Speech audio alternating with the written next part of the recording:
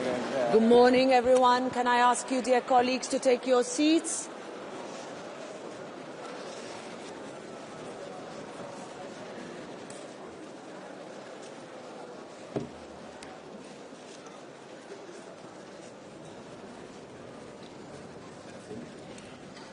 Please take your seats. Let's start.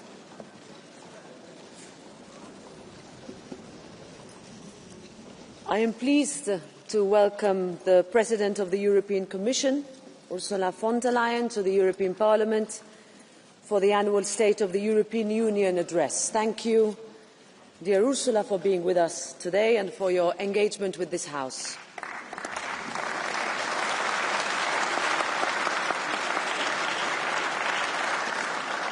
In these unprecedented times, dear colleagues, we need clarity and we need resolve. We need a Europe that takes responsibility for its security, a Europe that makes it easier for businesses and that protects jobs by simplifying our processes and cutting unnecessary red tape, a Europe that is fairer for families, workers and women, that ensures safer streets for our children, and a Europe that stands up for the democratic values that define us on the world stage. When the world too often feels like it is on fire with Russia's aggression against Ukraine, the horrific situation in Gaza and the Middle East, a redefined transatlantic relationship and more engagement of Europe across the world, this Parliament and the people we represent are very eager to hear how Europe can step up with new and bold ideas. And I know that this, as always, will be a lively and energised debate, and that it will be based on mutual respect, protecting the dignity of this House. So, dear President, dear Ursula, the floor is yours.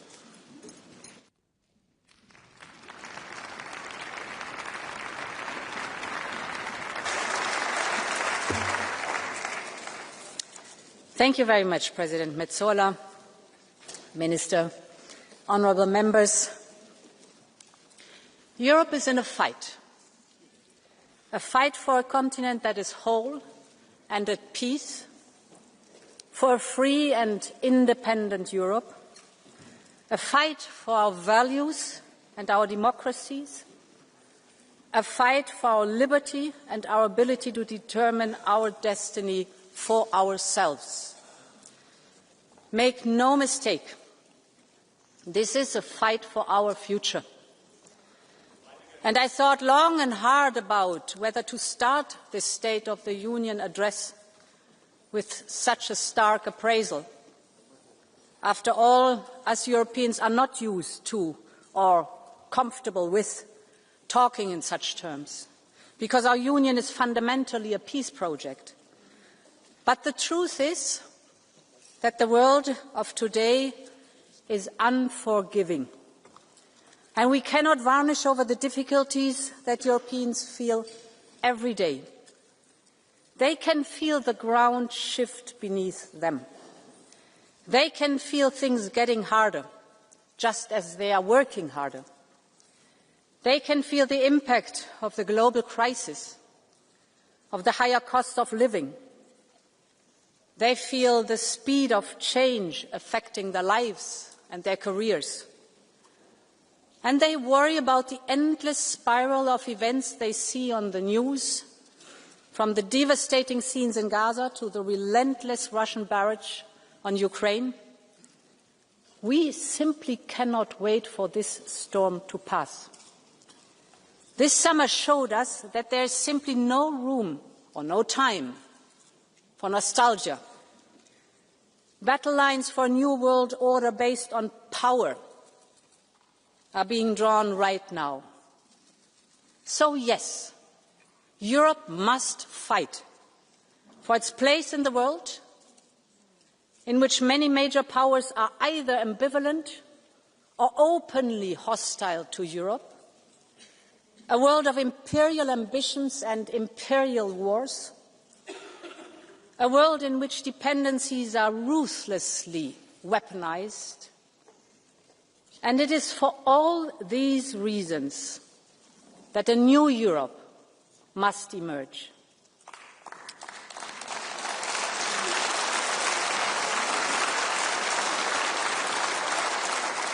And, honourable members, this must be Europe's independence moment. I believe this is our Union's mission, to be able to take care of our own defence and security, to take control over the technologies and energies that will fuel our own economies, to decide what kind of society and democracy we want to live in, to be open to the world and choose partnerships with allies, old and new. Ultimately, it is about having the freedom and the power to determine our own destiny. And we know we can do it, because together we have shown what is possible when we have the same ambition, unity and urgency. I must say I've lost count of the number of times that I was told that Europe could not do this and could not do that, in the pandemic, on the recovery plan, on defence, on supporting Ukraine, on energy security, and the list goes on. Every time Europe stood united and made it. And we need to do the same now. So, honourable members, the central question for us today is a simple one. Does Europe have the stomach to fight? Do we have the unity and the sense of urgency, the political will and the political skill to compromise? Or do we just want to fight between ourselves, be paralysed by our divisions? That is what all of us have to answer. Every member state, every member of this House, every commissioner, all of us. And in my eyes, the choice is very clear. So my pitch today is a pitch for unity. Unity between member states. Unity between European institutions. Unity between the pro-European democratic forces of this House.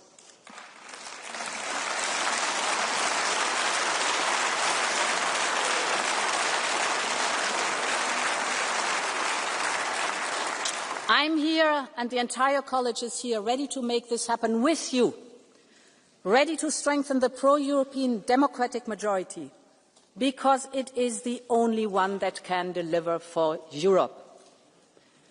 Honourable members, freedom and independence are what the people of Ukraine are fighting for every day. People like Sasha and his grandmother. Sasha was only 11 years old when the Russians attacked. He and his mother sought refuge in a basement in their town in Mariupol. One morning they went out to get some food, and that's when all hell broke loose. A rain of Russian bombs on a civilian neighborhood. All became dark and Sasha felt his face burning. He had shrapnel just below his eyes. In a matter of days, Russian soldiers stormed the city.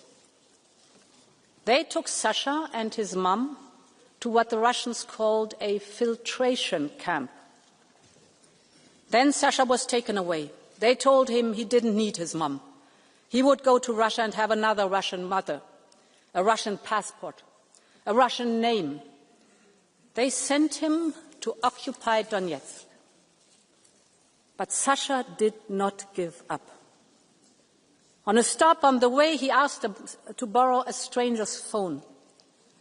And he called his grandma, Ludmila, who was living in free Ukraine. Baba, just take me home. She didn't hesitate a second. Her friends told her she was crazy to go, but Ludmila moved mountains to get to him. And with the help of the Ukrainian government, she traveled to Poland, to Lithuania, to Latvia, Russia, and finally into occupied Ukraine. She got Sasha back. and through the same long journey brought him to safety. But their hearts are still broken. Every single day they keep fighting to find Sasha's mom, stuck somewhere by Russia's brutal war. I would like to thank Sasha and Lyudmila for allowing me to share their story. I'm honored that they are here with us today, and honorable members, please join me in paying tribute to Sasha, to Lyudmila, and to Ukraine's relentless fight for freedom. Just stand up. Stand up. Stand up.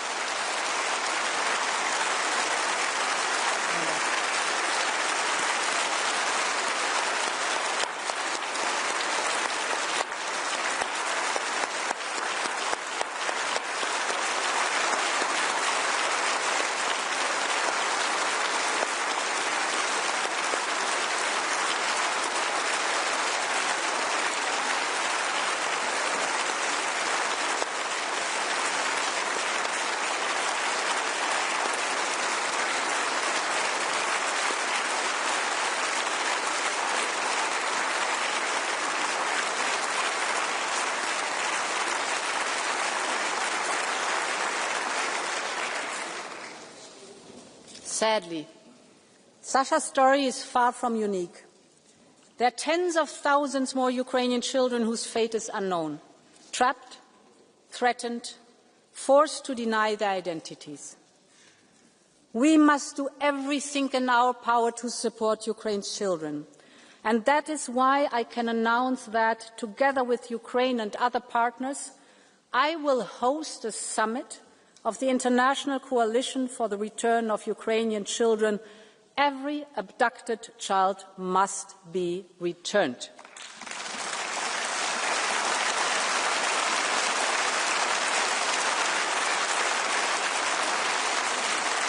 Honourable members, this war needs to end with a just and lasting peace for Ukraine. Because Ukraine's freedom is Europe's freedom. The images in Alaska were not easy to digest. But just a few days later, European leaders came to Washington to support President Zelensky and secure commitments. Real progress has been made since then. Just last week, 26 countries in the coalition of the willing said they were ready to be part of a reassurance force in Ukraine or participate financially in the context of a ceasefire. We will continue to support all diplomatic efforts to end this war. But we have all seen what Russia means by diplomacy. Putin refuses to meet President Zelensky. Last week, Russia launched the largest number of drones and ballistic missiles in a single attack. Yesterday, there was a missile attack on a village in Donetsk, targeting people waiting to pick up their pensions. More than 20 were killed. And just today we have seen a reckless and unprecedented violation of Poland and Europe's airspace by more than 10 Russian Shahid drones. Europe stands in full solidarity with Poland.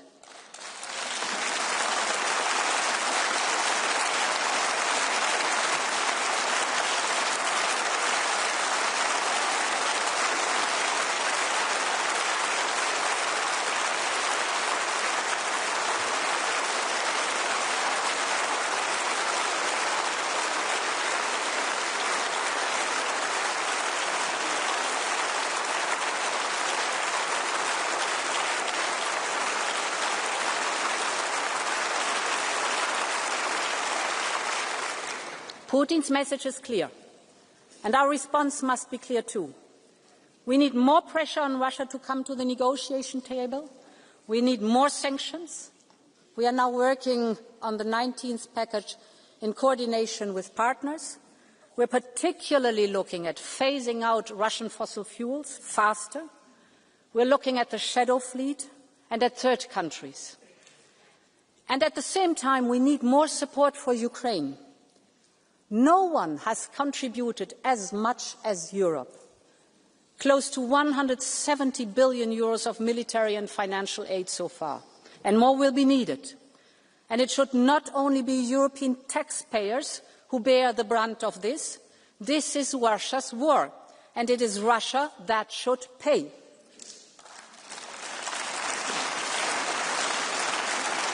And this is why we need to work urgently on a new solution to finance Ukraine's war response and effort on the basis of the immobilized Russian assets. With the cash balances associated to these Russian assets, we can provide Ukraine with a reparations loan. The assets themselves will not be touched, and the risk will have to be carried collectively. Ukraine will only pay back the loan once Russia pays for the reparations. The money will help Ukrainians already today, but also be crucial in the mid and long term for Ukraine's safety. For example, funding the strong Ukrainian armed forces as the first line of security guarantees. So we will propose a new programme. We call it Qualitative Military Edge. It will support investment in the capabilities of the Ukrainian armed forces. Take drones, for example. Before the war, Ukraine had no drones. Today, Ukraine's use of drones, it is Ukraine's use of drones that is accounting for over 2/3 of Russian equipment losses.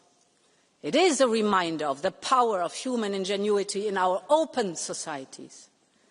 But we also know that Russia is catching up fast, supported by the Iranian Shahid drones. And it is seizing the advantage of industrial mass production. Saturday, in one single night, Russia sent 800 drones to Ukraine in one single night.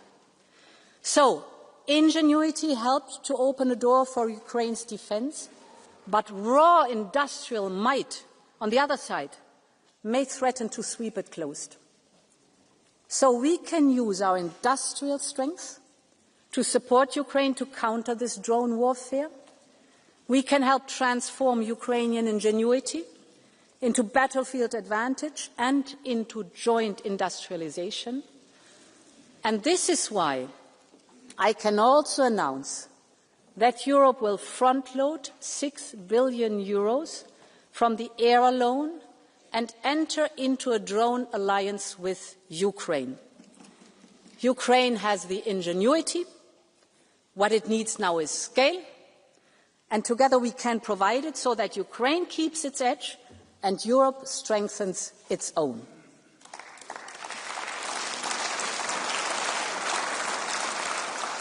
Mesdames et Messieurs les députés, l'économie de guerre de Poutine continuera même si la guerre cesse. Cela signifie que l'Europe doit être prête à assumer la responsabilité de sa propre sécurité. Bien sûr, l'OTAN restera toujours essentielle, mais seule une posture de défense européenne forte et crédible peut garantir notre sécurité.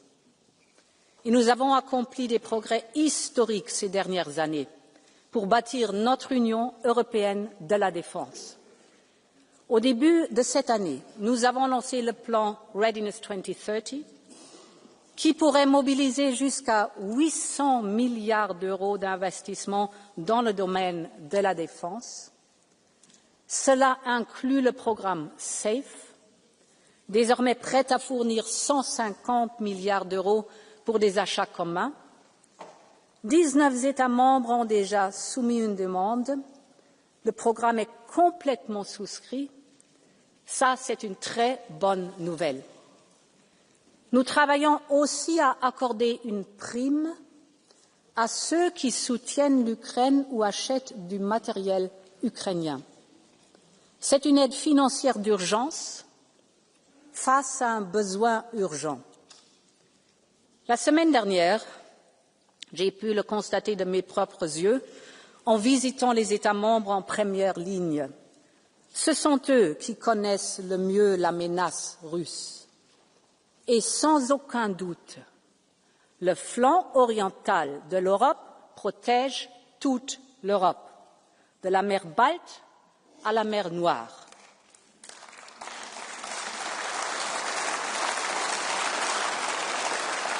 Et c'est pourquoi nous devons investir pour le soutenir avec le Eastern Flank Watch.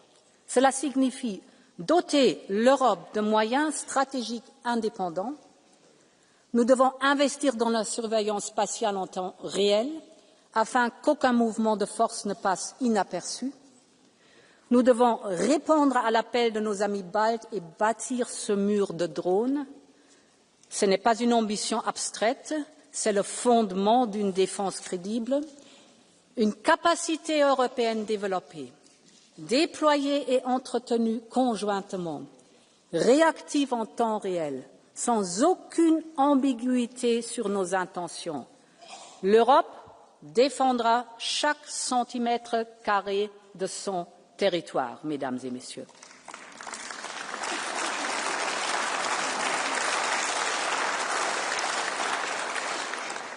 Et dans tous les pays que j'ai visités, j'ai entendu le même message. Il n'y a pas de temps à perdre. Donc, lors du prochain Conseil européen, nous présenterons une feuille de route claire pour lancer de nouveaux projets communs en matière de défense, fixer des objectifs précis pour 2030 et créer un semestre européen de défense, parce que 2030, c'est demain. Et c'est aujourd'hui que l'Europe doit se préparer. Honourable members, when we talk about independence, we're talking about choosing our destiny. That is what Ukraine is fighting for. And that is what all Europeans deserve. Because Europe is an idea, the idea of freedom and mutual strength. This was the idea that drove the post-1989 generation, when East and West came together. And it is as powerful now as it was then. And this is why we are bringing future member states closer to our union, investing, supporting reforms, integrating into the single market. We must keep up the speed on this merits-based process, because only a united, I would even say a reunited Europe can be an independent Europe. A larger and stronger union is a security guarantee for all of us. And because for Ukraine, for Moldova and for the Western Balkans, their futures in our union, let's make the next reunification of Europe happen together.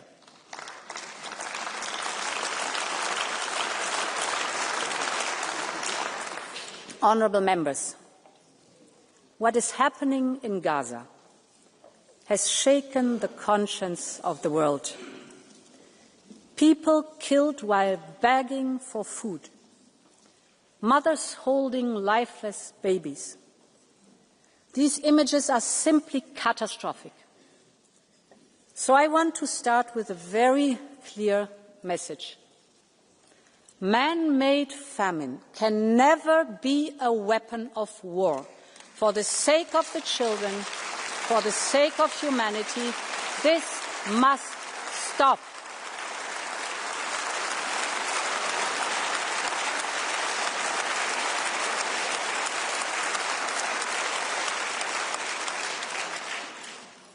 This is also part of a more systematic shift in the last month that is simply unacceptable. We have seen the financial suffocation of the Palestinian Authority. The plans for settlement project in the so-called E1 era, which would easily cut off the occupied West Bank from East Jerusalem. The actions and statements by the most extremist ministers of the Israeli government, which incite violence. All of this points to a clear attempt to undermine the two-state solution, to undermine the vision of a viable Palestinian state, and we must not let this happen.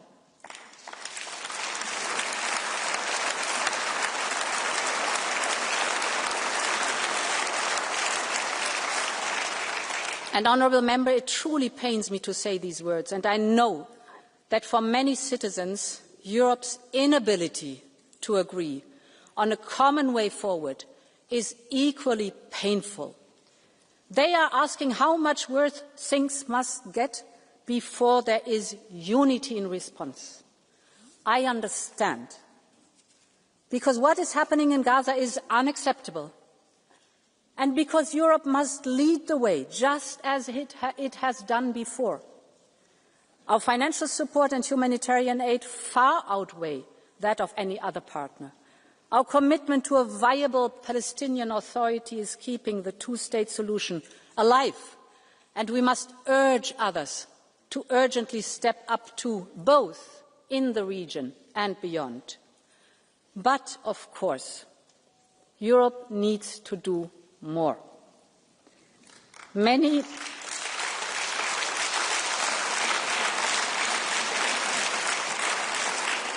Many member states have moved ahead on their own. On our side, we proposed to suspend parts of our Horizon funding, but this is stuck without a majority. We must overcome this. We cannot afford to be paralysed. And this is why I will propose a package of measures to carve out a way forward. First, the Commission will do all that it can do on its own. We will put our bilateral support to Israel on hold. We will stop all payments in these areas without affecting our work with Israeli civil society or Yad Vashem. Second, we will make 2 further proposals to the Council. We will propose sanctions on the extremist ministers and on violent settlers.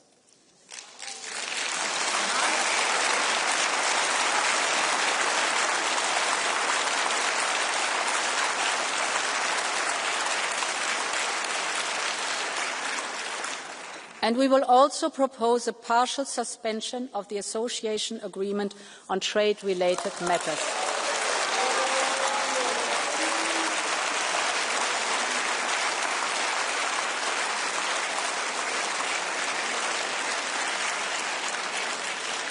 I am aware it will be difficult to find majorities, and I know that any action will be too much for one and too little for others.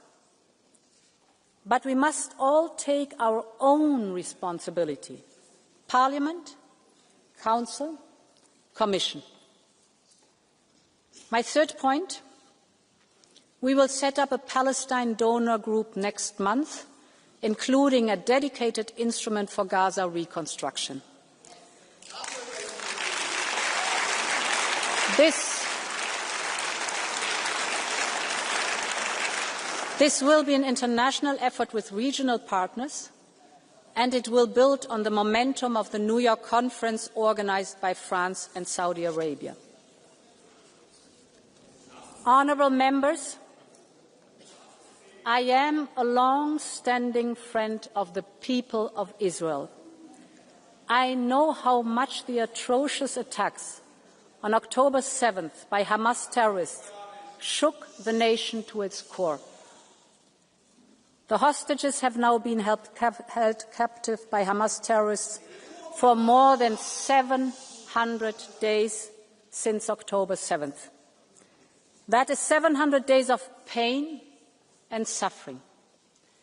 There can never be any place for Hamas, neither now nor in future, because they are terrorists who want to destroy Israel. They are also inflicting terror on their own people, keeping their future hostage. Europe's goal has always been the same: real security for Israel and a safe present and future for all Palestinians.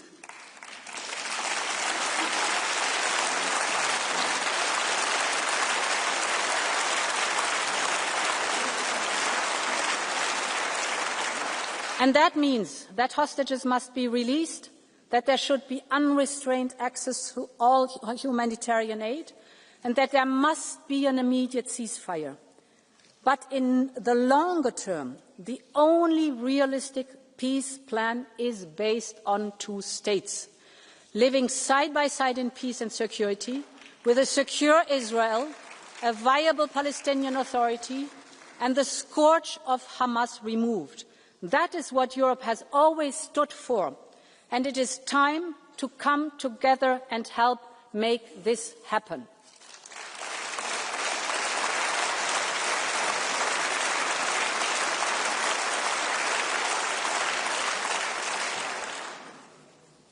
Honourable members, the transition is now hard. I want to speak about competitiveness. I know, but this is a State of the Union, and competitiveness is a central piece of our European Union.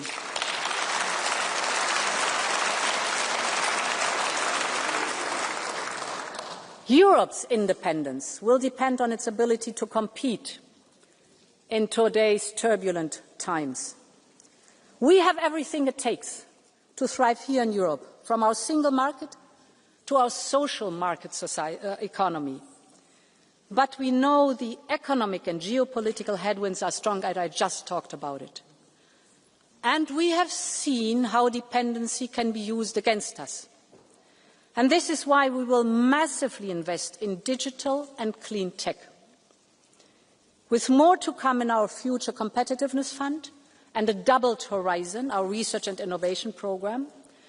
And we are tackling the key bottlenecks identified by the Draghi report. That's from energy to capital, from investment to simplification. We have held strategic dialogues with key industries: cars, chemicals, steel, pharmaceuticals, defence, agriculture.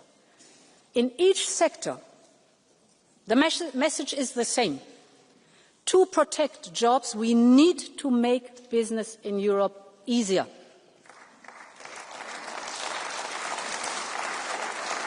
A digital euro, for example, will make it easier for companies and consumers alike. And the omnibuses we have put on the table so far will make a real difference.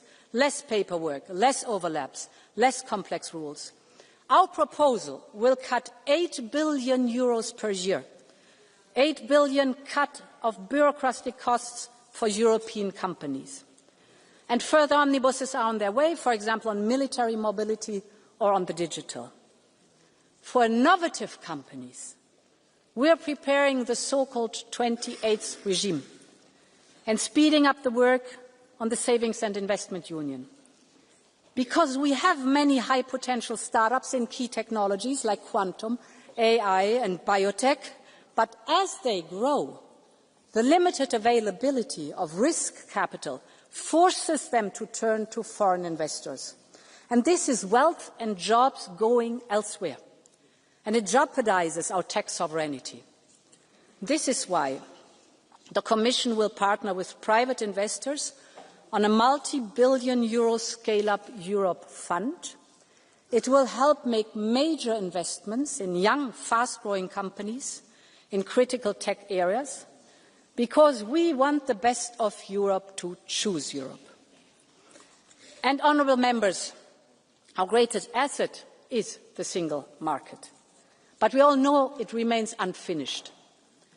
The IMF estimates that the internal barriers within the single market are equivalent to a 45% tariff on goods and even a 100% tariff on services. Just think of what we are missing out on.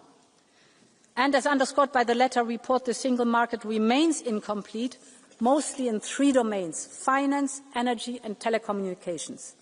So we need clear political deadlines. And this is why I will present a single market roadmap to 2028 on capital, on services, on energy, on telecoms, on the 28th regime, and the 5th, freedom for knowledge and innovation. Because we all know the old saying, only what gets measured gets done. Honourable members, this will also support our investment in the technologies that will fuel our economy, clean and digital. Take artificial intelligence. A European AI is essential for our future independence. It will help power our industry and our societies, be it healthcare or be it defence, you name it. So, we will focus on the first key building blocks. That's from the Cloud and AI Development Act to the Quantum Sandbox.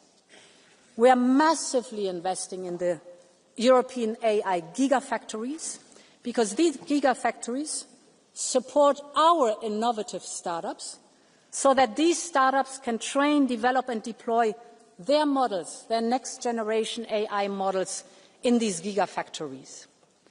And when we called on the private sector to join forces with us, the response was overwhelming. Later today, I will meet CEOs from some of the largest European tech companies. They will hand over their European AI and tech declaration, and this is their commitment to invest in Europe's tech sovereignty, and I'm absolutely grateful for that. This is the way it should go in the European Union. And we must also take the same approach on clean tech, from steel to batteries. Europe's clean tech sector must stay in Europe, and we have to take urgent action. With the Clean Industrial Deal, we have identified the main hurdles that slow down these sectors. So now we need to speed up with the implementation, because investors, of course, want to know that if they invest, there will be a demand for clean European products on the other hand. And this is why lead markets must be at the heart of our action, to spark a virtuous cycle where both supply and demand go up and prices go down. On the supply side, we will launch a battery booster package. This will put 1.8 billion euros up for equity to boost production in Europe. You know that batteries are key enablers of other clean tech, especially electric vehicles. So this goes to the heart of our economic independence. On the demand side, we must urgently drive demand for European industrial leadership in clean tech.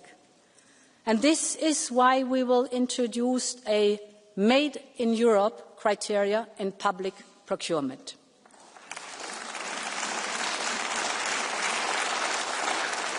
And when we invest in Global Gateway, for example, we set strong incentives for partners to buy European. I'm convinced the future of clean tech will continue to be made in Europe. But for that, we also need to make sure that our industry has the materials here in Europe. And the only answer here is creating a truly circular economy. So, we must move fast on the Circular Economy Act and move ahead in those sectors that are ready. And finally, we need to keep the speed. So the Commission will propose an Industrial Accelerator Act for the key strategic sectors and technologies. In sum, when it comes to digital and clean tech, we have to be faster, smarter, and we have to be more European.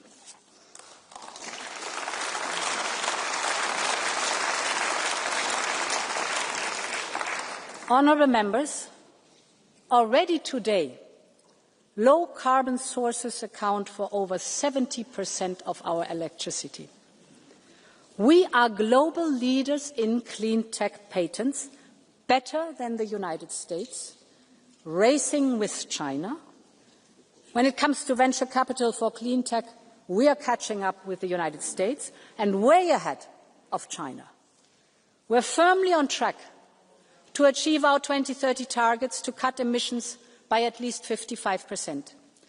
This is the power of the European Green Deal, and we must stay the course on our climate and environmental goals. This is a must, honourable members.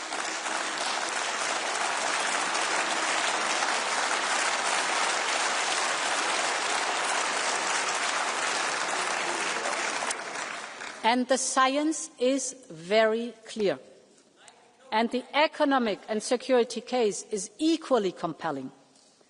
In fact, this transformation is central to our push for independence because it reduces our energy dependency, because circular production limits our strategic dependencies, and because it creates front-runner industries that can export the solutions to others. When I speak to the Global South, from Africa to India to the Central Asia, they are looking for solutions. These are rapidly evolving markets, and the jury is still out for who will dominate these markets of the future. We are the ones who can meet the growing demand for solutions, but it's not a given. And this is why the Commission proposed the 2040 targets, 10 years after the Paris Agreement. I know that many people are concerned about the scale of what is needed and what is ahead. And that is why the transition must support people, it must strengthen industry. This also means massive boosting of public and private investment, creating lead markets for circular and clean products. That delivers jobs and that delivers investment in Europe. Ensuring a just transition for all, for example with a social climate fund, and securing the global level playing field, notably by promoting carbon pricing. Europe must protect its industries. They are doing the right thing to decarbonise, and they should be rewarded and incentivised. We otherwise risk relying again on imports to Europe, imports for the steel that our car makers need, or imports for the fertiliser that our farmers need. And that means we would be at the mercy of price, volume and quality that others are willing and able to provide. Take steel and other metals. Global overcapacity is squeezing margins and leaving little incentives to pay a clean premium. So this makes it harder for Europe's steel industry to invest in decarbonisation. That is why the Commission will propose a new long-term trade instrument to succeed the expiring steel safeguards. Europe will always remain open. We like competition, but we will always protect our industry from unfair competition.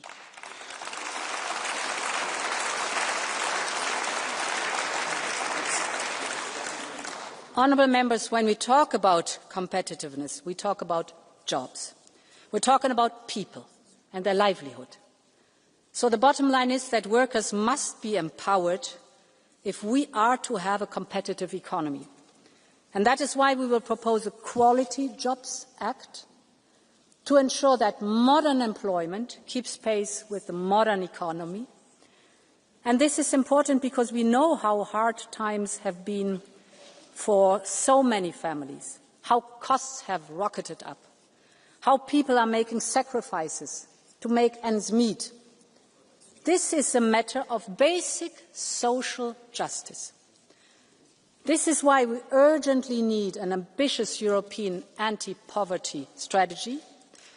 We will lay out our plan to help eradicate poverty by 2050, backed by a strong child guarantee to shield our children from poverty.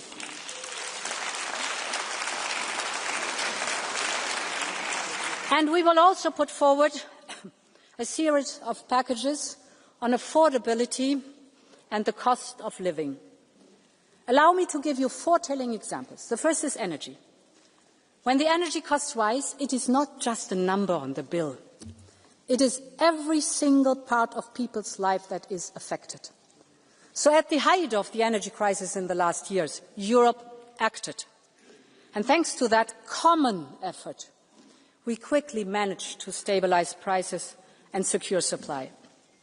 We are now on the path to energy independence. But energy bills are still a real source of anxiety for millions of Europeans, and costs are still structurally too high for industry. We know what drove prices up. That was dependency on Russian fossil fuels. So it's time to get rid of dirty Russian fossil fuels completely.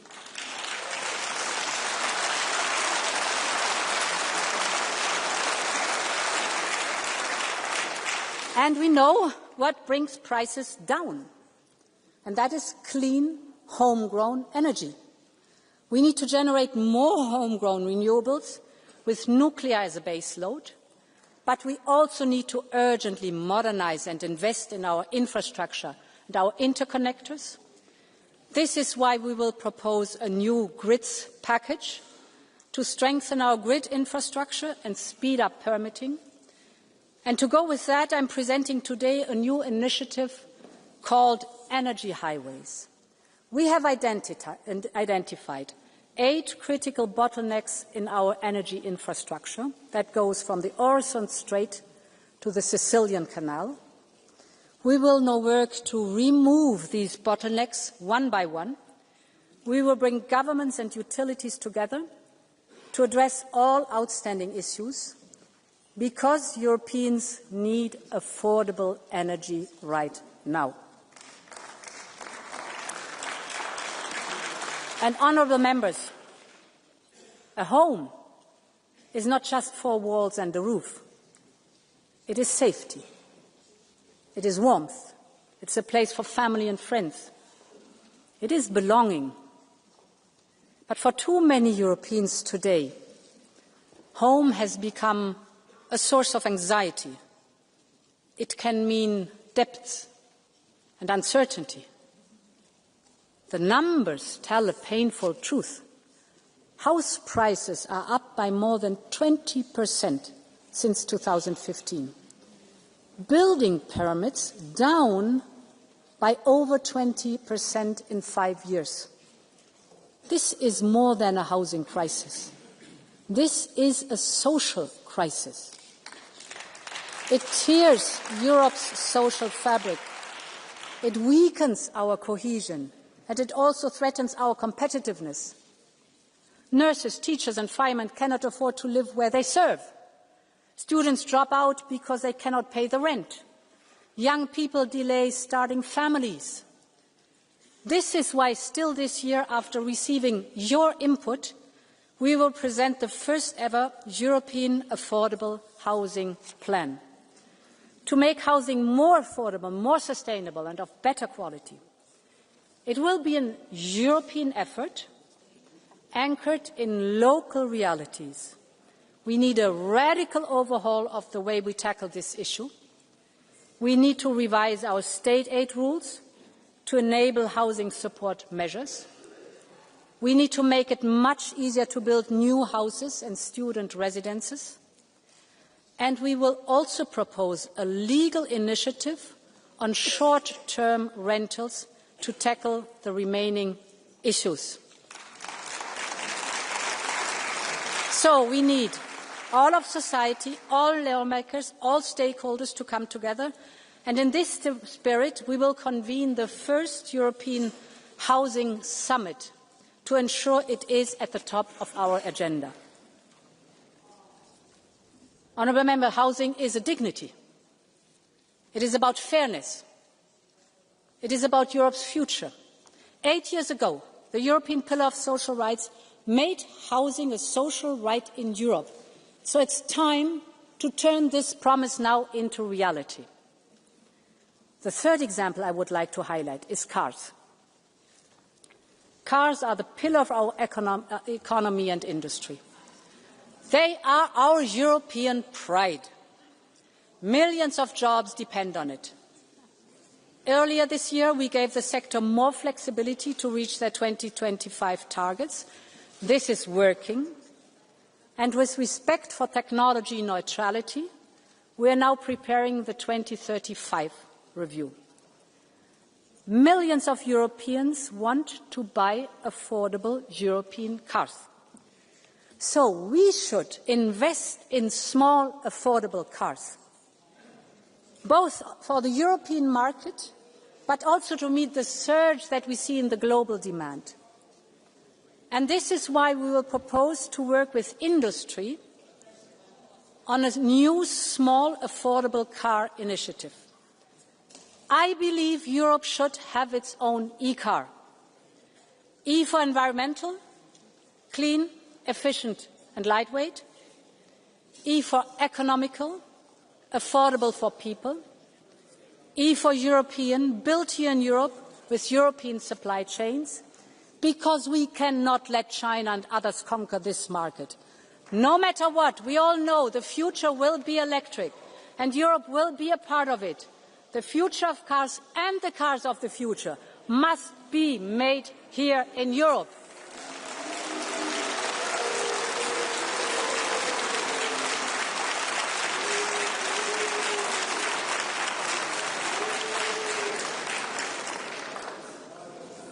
Honourable Member, the final example I want to highlight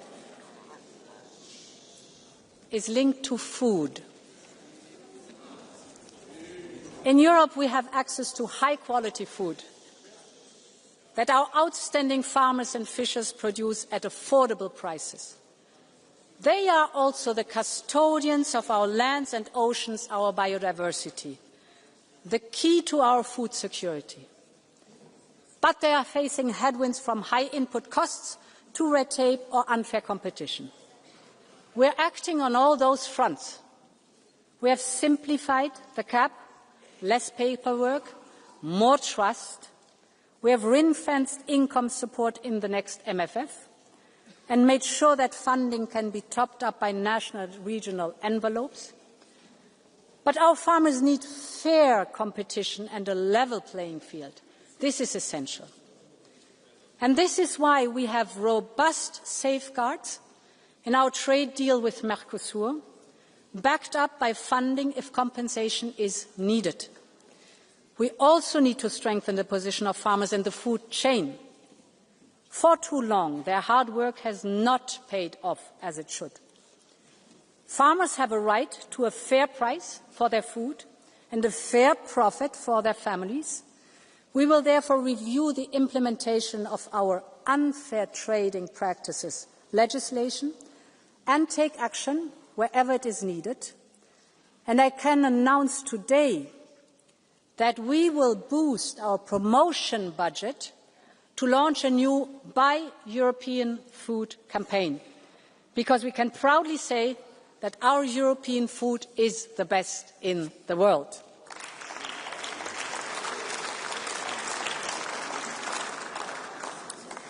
Honourable Members, when we talk about competitiveness and independence, we must talk about our relations with the United States.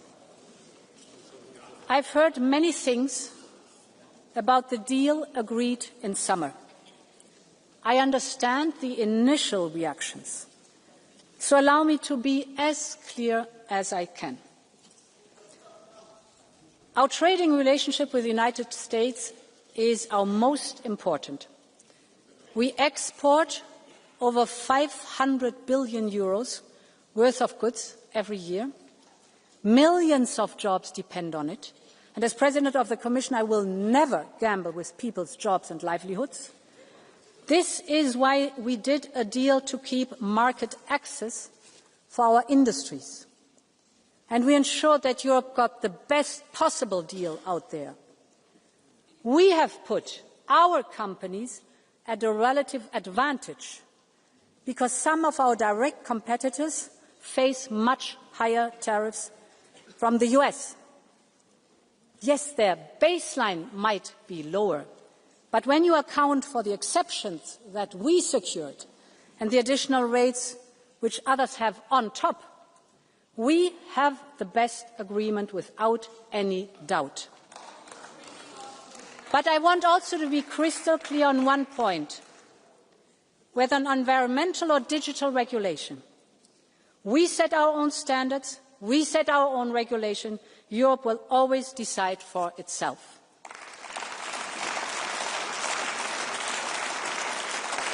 And honourable members, I do not believe in tariffs. Tariffs are taxes.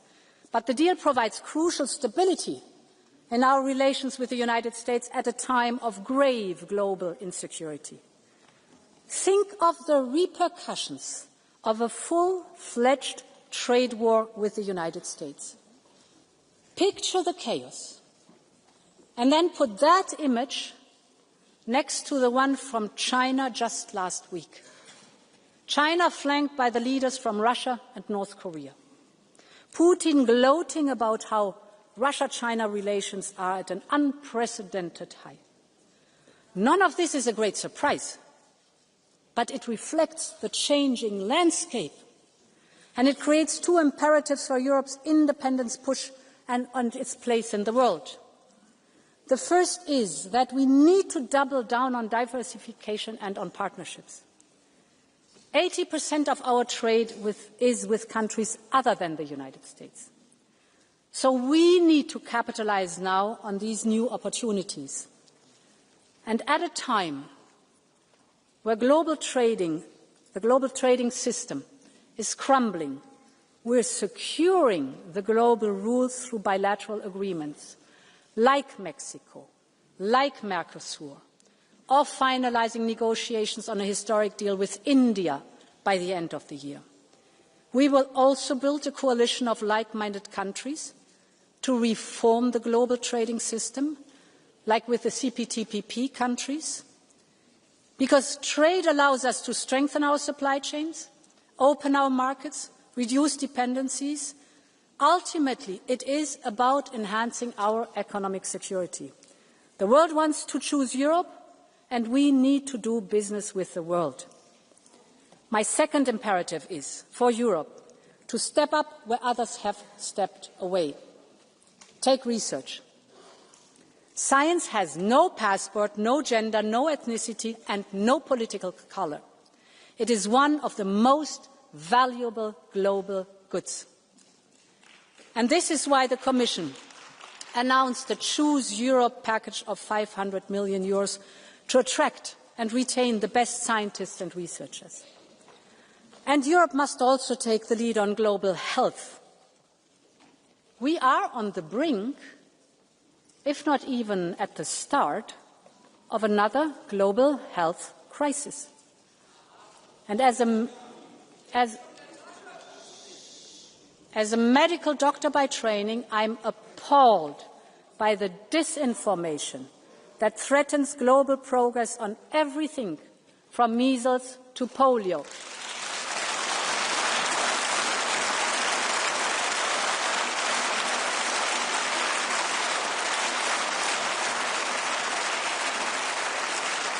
And this is why today I can announce that the European Union will head a new global health resilience initiative, because the world is looking to Europe and Europe is ready to lead.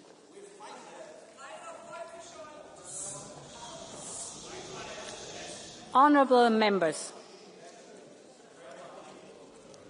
Europe's independence is about protecting our freedoms. And this is very important, because these freedoms, this shouting side of the House should listen very carefully.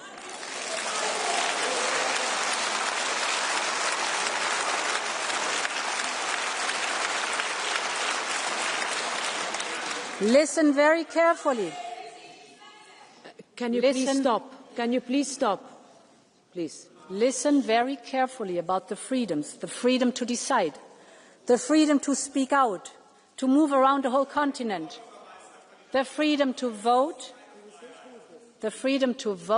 to love, to pray, to live in a union of equality. Our democracy and the rule of law are the guarantors of those freedoms.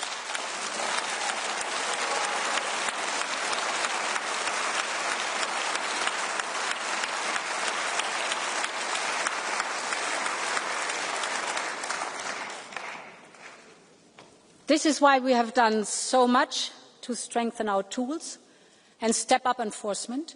We built a new rule of law cycle that ensures that problems are detected early and solved through engagement. We need an integrated annual cycle of the rule of law, a common rhythm, clear milestones, and contributions from all institutions. And our focus must be to close the existing loopholes. We have strengthened the link between funds and the respect of the rule of law, and with the next long-term budget, we will go even further. Respecting the rule of law is a must for European funds now and in future.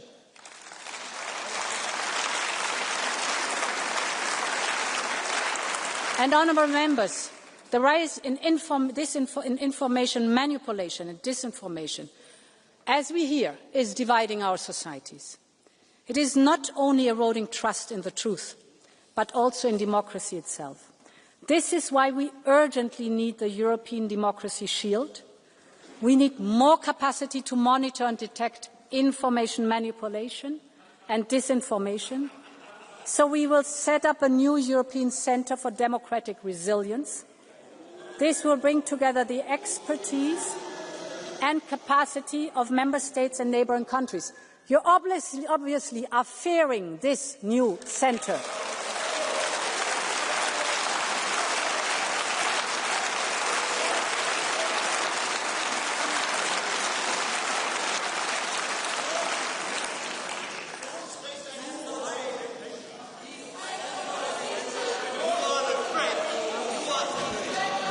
Okay, I understand that shouting has become a little bit of a tradition. Can you listen, please, to this discussion, and then you'll have the time to speak?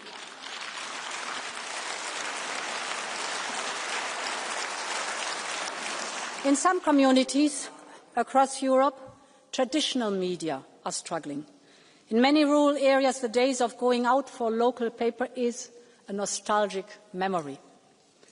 This has created many news deserts where disinformation thrives, and this is so dangerous for our democracy, because informed citizens who can trust what they read and hear are essential to keep those in power accountable.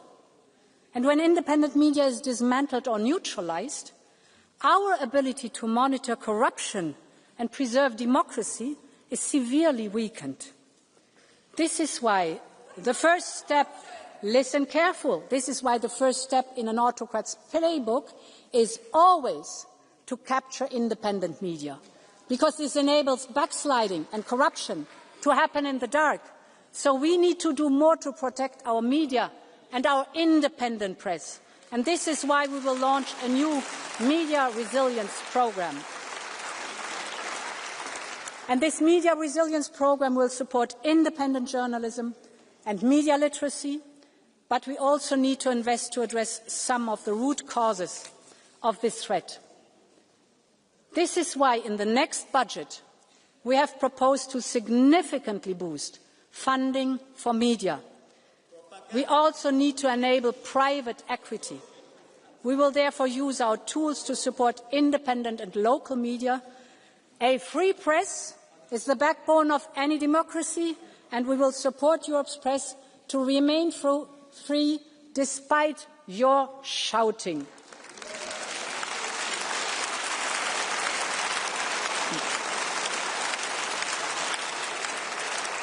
Honourable members, another important point. Okay, Ms. Schneider, please. We have been very fair and understanding, but this is your last warning. Shouting again and you leave the chamber.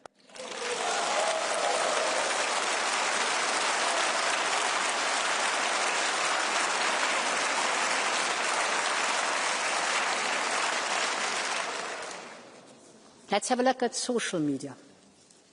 It has many, many benefits for connecting people. But I would like to raise one very specific topic. And this is the effects of giving our children unfettered access to social media. As a mother of 7 and a grandmother of 4, I feel the anxiety of parents who are doing their best to keep their children safe. These parents worry that when their children pick up a phone, they could be exposed to the wide-ranging dangers simply with a scroll. Online bullying, adult content, promoting self-harm, and algorithms that prey on children's vulnerabilities with the explicit purpose of creating addictions. Too often, mums and dads feel powerless and helpless, that they are drowning against the tsunami of big tech flooding their family homes. I strongly believe that parents, not algorithms, should be raising our children, and their voice must be heard. This is why today I'm here to tell you that I'm listening. Just as in my days, we as a society taught our children that they could not smoke, drink, or watch adult content until a certain age. I believe it is time we consider doing the same for social media. Our friends in Australia are pioneering a social media restriction. I'm watching the implementation of their policy closely to see what next steps we can take here in Europe. I will commission a panel of experts to advise me by the end of this year on the best approach for Europe. We'll approach this carefully and listen to everyone. And in all of this work, we will be guided by the need to empower parents and to build a safer Europe for our children. Because when it comes to kids' safety online, Europe believes in parents and not in profits.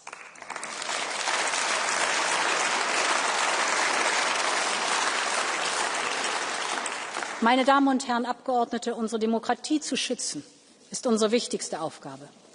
Aber dafür müssen wir auch zeigen, dass die Demokratie Lösungen für die berechtigten Sorgen der Menschen hat. Nirgendwo ist das deutlicher spürbar als bei dem Thema Migration. Deshalb haben wir vorgeschlagen, die Mittel für das Migrations- und Grenzmanagement im nächsten Haushalt zu verdreifachen, damit wir Migration wirksam steuern und unsere Außengrenzen schützen können. Aber es ist klar, dass mehr nötig ist. Die Menschen in Europa haben bewiesen, dass sie bereit sind, jenen zu helfen, die vor Krieg und Verfolgung flüchten. Aber die Frustration wächst, wenn sie den Eindruck haben, unsere Regeln werden missachtet. Deshalb müssen wir unsere Anstrengungen verstärken.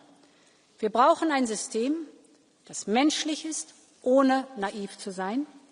Wir müssen mit der Rückkehr abgelehnter Asylbewerber in ihre Heimatländer ernst machen. Es kann doch nicht sein, dass nur 20% derjenigen, die nicht bleiben dürfen, Europa tatsächlich verlassen. Wir brauchen daher eine schnelle Übereinkunft beim gemeinsamen europäischen Rückkehrsystem. Wir dürfen keine Zeit mehr verlieren. Und wir müssen auch sicherstellen, dass wir den Migrations- und Asylpakt voll und ganz umsetzen, sobald er in Kraft ist. Er ist streng, aber fair. Und er wird nur funktionieren, wenn alle ihren Anteil leisten. Mitgliedstaaten aus Nord wie Süd, aus Ost wie West. Selbstverständlich werden wir unseren internationalen Verpflichtungen immer nachkommen. Wir haben das in der Vergangenheit getan, wir tun das heute, wir werden das in Zukunft tun. Aber es sind wir in Europa, die entscheiden, wer zu uns kommt und unter welchen Umständen, und nicht die Schlepper und Schleuser.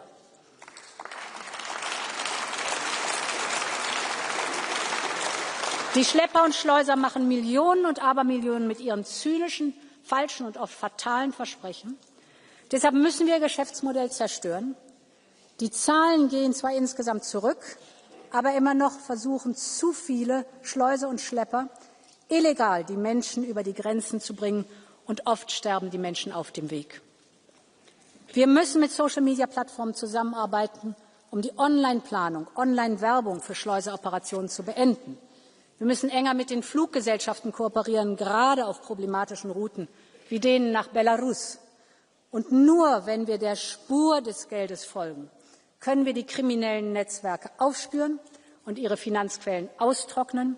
Und wir brauchen ein neues Sanktionsregime, das Schleuser und Menschenhändler ins Visier nimmt, um ihre Vermögenswerte einzufrieren, um ihre Bewegungsmöglichkeiten einzuschränken, um ihre Gewinne zu kappen. Menschenschmuggel ist ein grausames und verbrecherisches Geschäft, und kein Schlepper, kein Schleuser darf in Europa ungestraft davonkommen.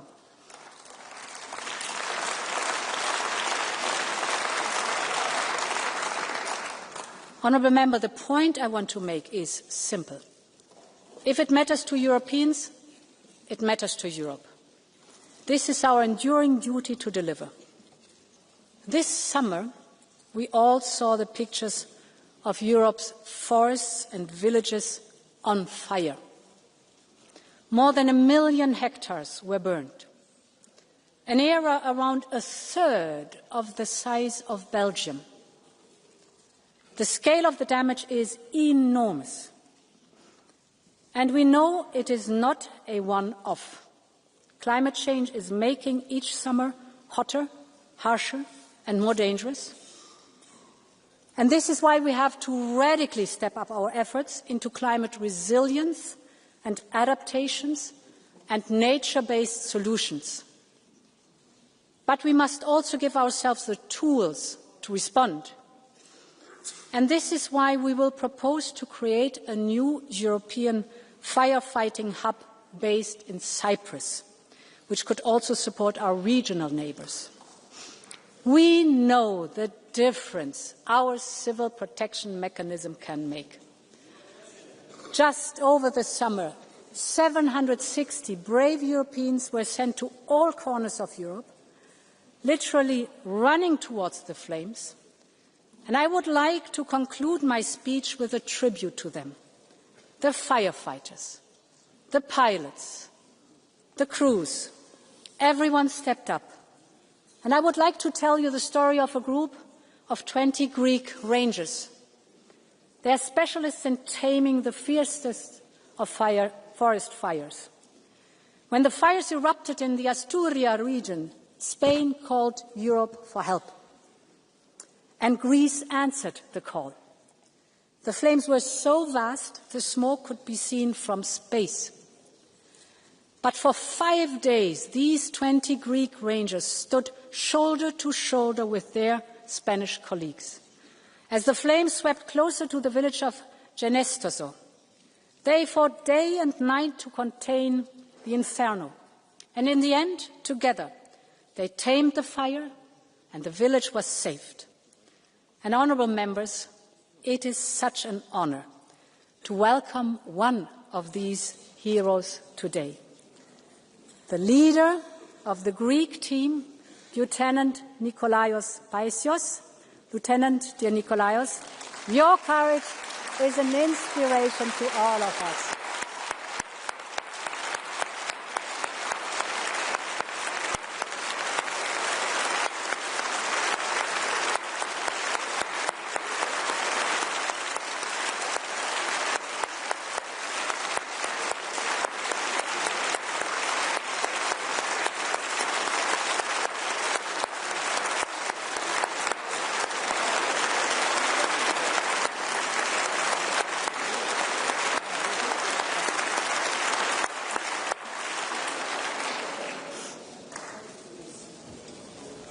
Honourable members, this is Europe as one community. This is the Europe that I love and that you love, we all love. This is the Europe that we must protect at all costs, and we must do that together. I want to work with this House and with all pro-European democratic forces to deliver for Europe. I'm working on legislative packages to empower this pro-European majority. And I'm so delighted, dear Roberta, that we have managed to renew the framework agreement between the Commission and the Parliament. This will only strengthen our cooperation. And it will be an enabler for us to work on the real reforms that are needed. Because I support the right of initiative of the European Parliament. And I believe that we need to move. I believe that we need to move to qualified majorities in some areas, for example, in foreign policy. It is time to break free from the shackles of unanimity. The point is that we need to make sure that our union is faster and can deliver. Because this is how we can win the fight together, to deliver Europe's independence moments. And let's remember that we have always had to fight for our freedoms, for the generation that fought hard and hand in hand across our continent, to the underground press that kept the flame of freedom alive across Central and Eastern Europe during the Cold War, or the forest brothers in the Baltics who resisted Soviet oppression at every turn. This struggle, this fight, is deeply ingrained in who we are as Europeans. 80 years ago, our continent was hell on earth. 40 years ago, our continent was divided by a wall. But on each occasion, Europeans decided to fight for a better future, to make itself whole and to make the whole strong. And that is what I will strive for every single day with you, honourable members. Long live Europe. Thank you so much.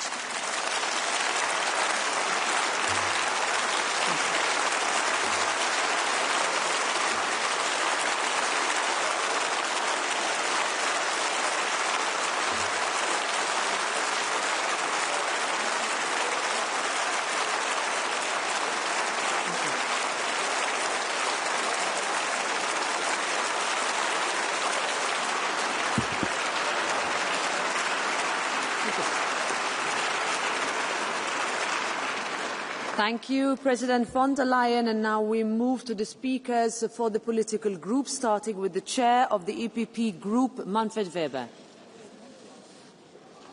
Can I please ask you to take your seats? Go ahead, Mr. Weber.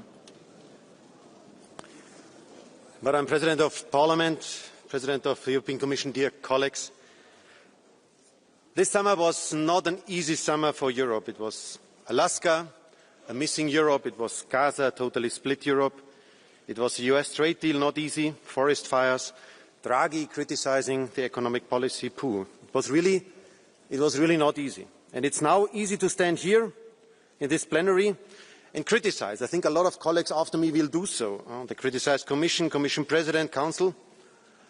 I will not do like this. I believe we only can win trust if we trust in us. And that's why my first message is that people can count on what EPP promised in the election campaign. We voted in Bucharest for our projects, for our priorities. We won the elections. And the Commission is now delivering. A fleet of omnibuses started. A return regulation is on the table. SAFE programme on defence. We have 18 sanction packages and the Tunisian agreement and the fence in Greece and Poland are protecting our external border. We have illegal migration numbers reduced by 80%.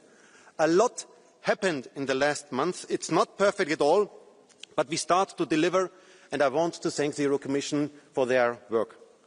We are attacked as EPP from the left that we are too right, from the right extreme that we are too left, but I tell you, we will seriously and decisively continue to deliver. Content, content, content. That's what counts for EPP. Autumn, dear friends, will be a moment of truth for us now in the Parliament. The legislation arrives on our desk, and the guiding principle for us is responsibility. And that's why we will support the US trade agreement. I understood that in the Inter Committee a lot of colleagues criticised. EPP was the only group who supported the outcome of Scotland. I don't like to have 50% tariffs. I would like to talk about 0%, about TTIP. It was opposed by the left in these times when we discussed it. But what is the alternative to Scotland? A trade war with the US? Responsibility means also to stand here and say yes to Mercosur, with the proper safeguards for our farmers.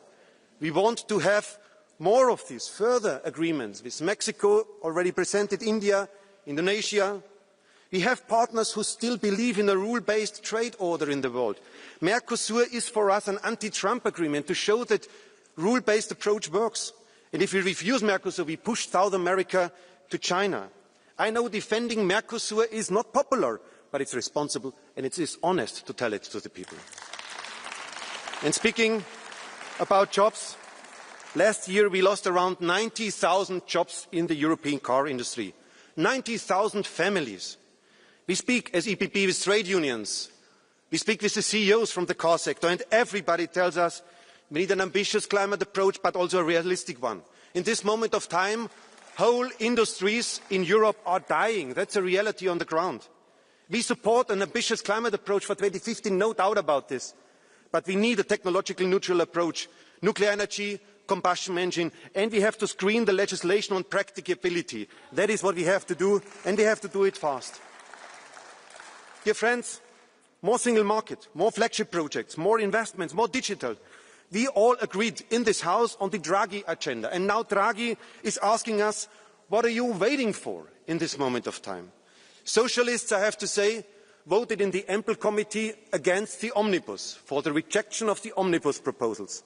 And I listened that also, Irache, you said publicly that socialists take the US trade agreement into question. You don't know whether you will support it or not. I tell you, this behaviour is splitting the platform. This is exactly what is harming the European agenda. We have to deliver now, and that's why we have to be honest in this plenary now. Prime Minister Fredriksson, a socialist leader, stood here in July and presented the agenda for the Danish presidency. She spoke about competitiveness, about stopping illegal migration and security. Key pillars. She asked us to be strong on less bureaucracy and migration. There are two sides of the socialist reality, I have to say. There is the socialists of Sanchez and there is the socialists of Fredriksson in today's Europe. And I hope that we don't see the Spanish political reality spreading to Europe.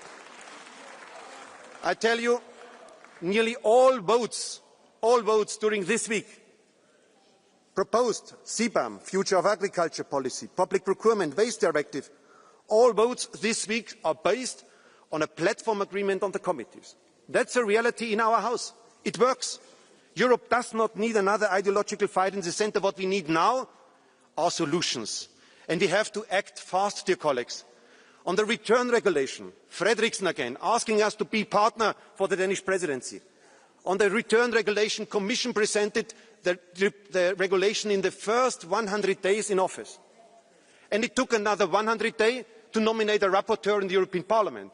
And now we have foreseen the return regulation vote in December, at the end of the Danish presidency. Sorry, dear colleagues, that's not the way how we should work. We must speed up. People ask from us solutions in this moment of time. And allow me to underline also on the historic moment we are in. Ukraine confirmed, the Alaska event confirmed that the red carpet for Putin ends up in the most brutal attacks against civilians we ever saw. That's a reality. And on Gaza, enough is enough. Hamas is a terrorist organisation, no doubt about this, but hunger can never be a weapon. The reality of summer, dear friends, in these historic issues is that we are, as Europeans, alone in a stormy world order. Nobody on global stage is currently listening to us. I said it, on Gaza, totally split Europe. So how can we change this? Dear colleagues, the idea that national sovereignty exists is a Potemkin's village. It is not real. Kohl, Mitterrand and Delors understood this reality on economic terms. They created a single market and the euro. They made us strong. European integration not revocable. And now Merz, Macron, Tusk and all the others must create the same for foreign affairs and for defence. To bring the European integration another step forward and make it non-revocable, as our Commission President presented today. We cannot allow Orban and crazy Fico that they turn the European Union into a foolish organisation, dear colleagues. And just a final point on the nationalists, because we are attacked from both sides. One word to the nationalists at the end. The nationalists here in this House applaud to America first. They are friends of American tech billionaire Musk. Sorry. They are friends. Nationalists applaud to America first. And they are friends of American tech billionaire like Musk. They follow the agenda of the tech money. The reality is nationalists are not patriots. They turn Europe into a colony of Silicon Valley and Washington, even worse, of Moscow. And that's why we will never allow this, dear friends, never allow this. We love Europe. We love the European way of life. Europe is not weak. Europe is as strong as we make it. And that's why Europe must lead now. We are in front of a European autumn of truth. The EPP is ready. Now, I give the floor to the chair of the S&D Group, Irache Garcia Perez.